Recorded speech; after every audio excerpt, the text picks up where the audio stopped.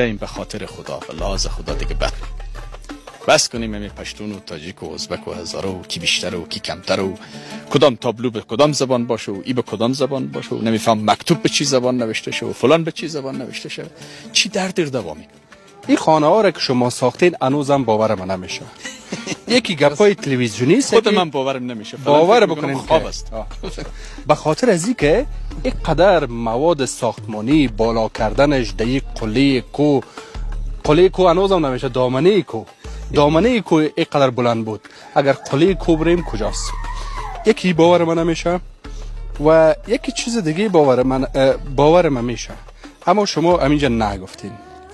شما از غرب افغانستان آمدین به شرق افغانستان مردم همکاری کردین، یعنی کسانی که اهل دین هستند از آموزینه های دینی آگاهی میبخشن مردم را و یک فعال رسانه‌ای هم هستند.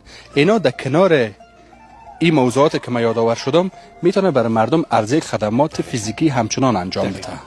باز میگم از غرب افغانستان میای به شرق افغانستان به زبان فارسی تکلم میکنن برای مردم که به زبان پشتو تکلم میکنن، برای از اونا خدمت کردن به فارسی نیستن. در این ساعت کل نمی منطقه یک برادر است که فارسی صحبت میکنه، به نمایندگی از دیگران با ما صحبت میکنه.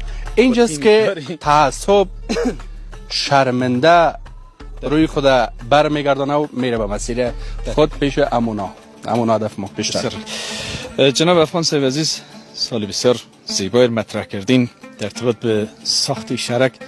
بدون شک حقیقتا بسیار اینجا سختی زیادی متحمل شدیم و تعداد کارگرای زیادی رو به اینجا برای انداختیم تا اینکه زودتر به بهره برداری سپرده شه. 200 نفر یعنی شب و روز اینجا کار میکردن، شبم کار میکردن، یعنی شب و روز کار میکردن تا اینکه امروز به جای رسیده که شما خو خیر که من باورم نمیشه. وقتی برای ما خبر دادن مسئولان کار ما، انجینر صاحب عزیز و دیگه عزیزای ما که بیاین که بخیر شهرک آماده افتتاح میشه، خودم تعجب میکردم چطور آماده افتتاح میشه دیگه. ولی الحمدلله خوشبختانه که کار تکمیل شد. و قسمت دوم سوالش ما در بابی که گفته شما کسی از آدرس دین یا به نام عالم دین یا دعوتگر بیای کار انجام بده از شرق یا از غرب افغانستان به شرق بیای، یکی چیزی که ما خودم باورمند هستیم است که نباید علمای ما، دعوتگرای ما تنها وظایف خود را منحصر به منبر و به مسجد بدانند. این تنها وظیفهشان نیست. وظیفه ماست که باید در بین جامعه، در متن جامعه، بین مردم خود باشیم و در همه بخش‌های مختلف و در وقت مصیبت و درد رنج مردم در کنار اینها باشیم.